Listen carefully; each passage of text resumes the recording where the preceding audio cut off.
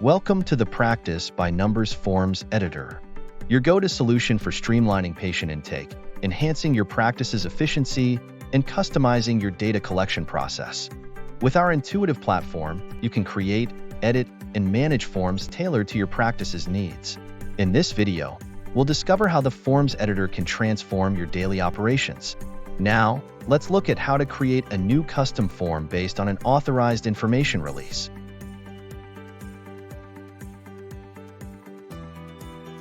The Practice by Numbers Form Editor allows you to create custom forms. Let's look at how to create a new custom form based on this authorized information release. First, go to Forms at the top of your Practice by Numbers page, then click Forms on the left side. Then click Create New. Next, you'll select Create New Form, followed by Blank Form. Next, we need to give the form a name. Click Form Name goes here. Select Rename, and then name the form Authorized Information Release. This one indicates we are editing the first page of the form. A form can have multiple pages. In this example, we'll build the form on the first page and then add a signature page. Click the Settings button. From here, you can change the name of the page. Next, click the Add button and choose the desired layout. In this example, we'll use one column. Click Add Component/Widget. This displays a list of components that we can use to build the form. Let's start with a header. Copy the text from the original form and paste it into the header text field. Use the size slider to make the text larger or smaller. Next, we need to add checkboxes so patients can choose voicemail, email, and text. Click the Add button and select Checkbox. Enter voicemail in the label field. Notice that the checkbox is set to Required by default. In this case, it is not required. Toggle is required off. Next, we need to add a checkbox under the voicemail checkbox. This is called a child component. Hover over the voicemail checkbox component. A menu displays. Click the Add Component button from the menu. Then click Add Child Component. Select Checkbox.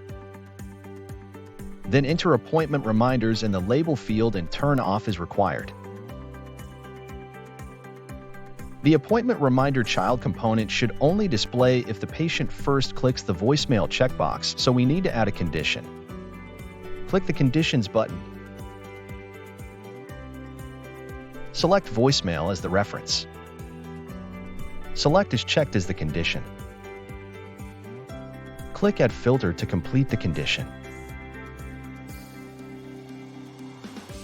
Now the appointment reminders will only display if the patient clicks voicemail. It's a good idea to save your work periodically. Click the Save button in the upper right to save your work. The next component is Email, with the child component all listed below. These are added just like the component Voicemail and child component appointment reminders.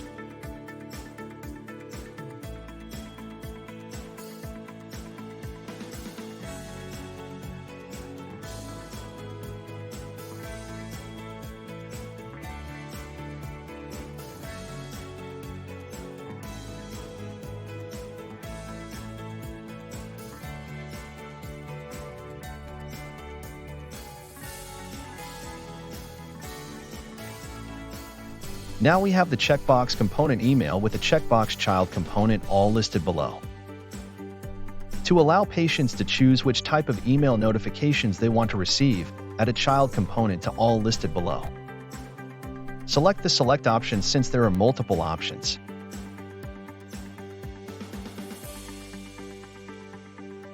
Enter or specify only those below as the label.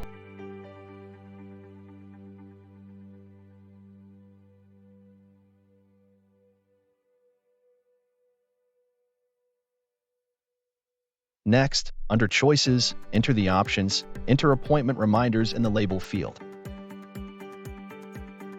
Enter financial/billing information in the next label field. Enter dental treatment in the next label field. Finally, enter breach notification. Next, give the patient the option to select more than one option. Toggle multi-select on. Next, add a condition to display the choices if all listed below is checked.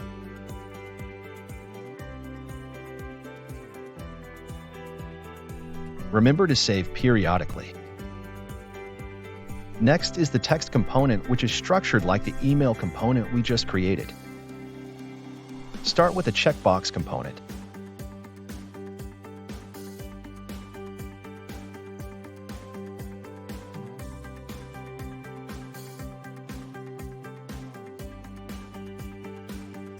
Add a checkbox child component for all listed below.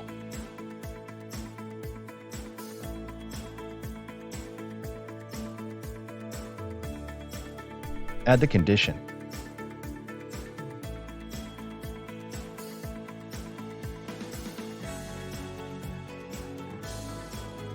Add a select child component for the text options.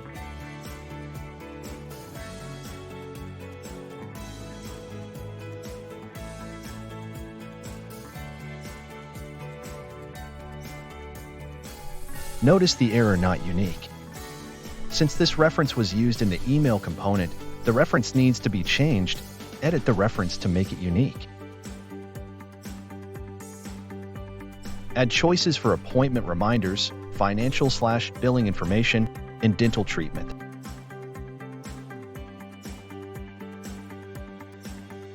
Toggle multi-select on. Finally, add the condition.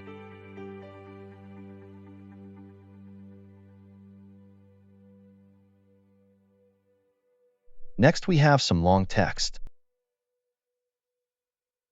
Click the Add button and select Paragraph.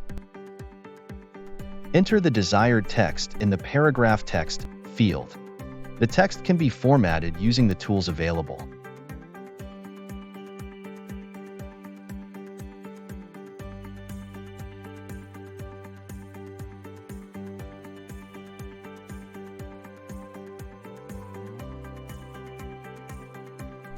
Forms don't currently support initials, but we will use a signature page which will be sufficient for this form. Next, let's add a break in the form. Click the Add button at the bottom of the form. This will create another section. Select one column. Click Add Component. To add the header for the new section, select Header. Enter the text in the Header Text field. Next, click the Add button to add a new component and select Patient Name block. This block creates a field for first name, middle initial, and last name. Any of these fields can be removed. In this case, the middle initial isn't necessary, so it will be removed. Click on the first name field. Notice it defaults to read only. The form will automatically pull in the patient's name, so leave the field as read only. Also notice, the is required is selected. This is a required field, so leave that turned on. The width drop-down allows you to adjust the size of the text boxes.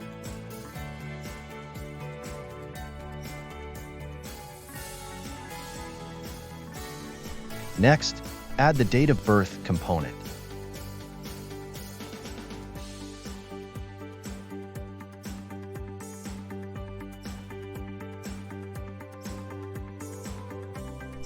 The min/max date can be adjusted.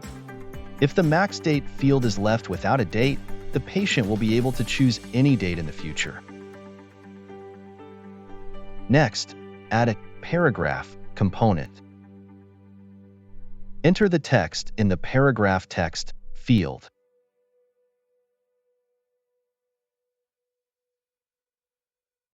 Remember to save periodically. Next, add a header component. Enter the header text. To create a name field, add a new component and select Text box. Enter the name in the label field. Toggle is required off since the patient may not need all the fields. Change the width to 33% since there will be 3 side-by-side fields: name, relationship, and contact info. Next, add the second text box for relationship. Once again, enter the label toggle is required off and set the width to 33%. Finally, use a number box to create a phone number field for contact info. This requires the patient to enter in numbers. Enter phone number as the label. Toggle is required off. Leave the max value blank so any number can be entered. Finally, change the width to 33%. To create the consent options, add a select component. Enter the label consent. This field is required.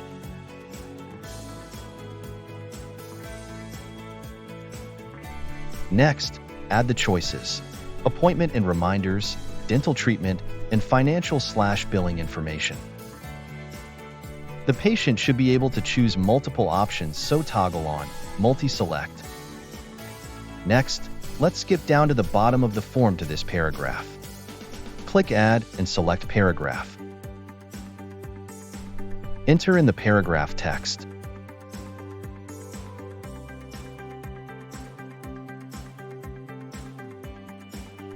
Remember to save periodically. Next, let's create the signature page. Click Add Page. Label the page Signature. Choose a 1-column layout. Click Add Component and select Signature. Enter the label Patient Signature. Click Save. Note the bottom of the original form has a section for the practice to complete. This will be left off the patient form. Your form is now complete. If a component needs to be moved, hover over the component and click the Move icon. Then drag the component to the desired location.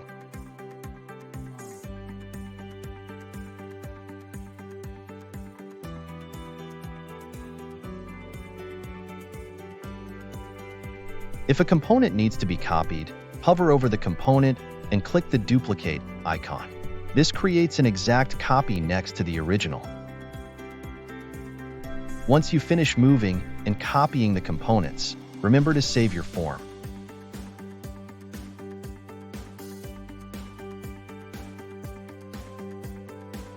The Practice by Numbers Forms Editor isn't just a tool. It's a partner in your practice's journey towards excellence and efficiency. By providing a seamless communication and data collection platform, we help you focus on what truly matters, delivering outstanding care to your patients. If you have any questions or would like to explore more ways the Forms Editor can benefit your practice, please don't hesitate to reach out to our support team at Practice by Numbers. We're here to ensure your experience is nothing short of exceptional. Thank you for choosing Practice by Numbers. Together, we're not just practicing, we're perfecting. See you next time.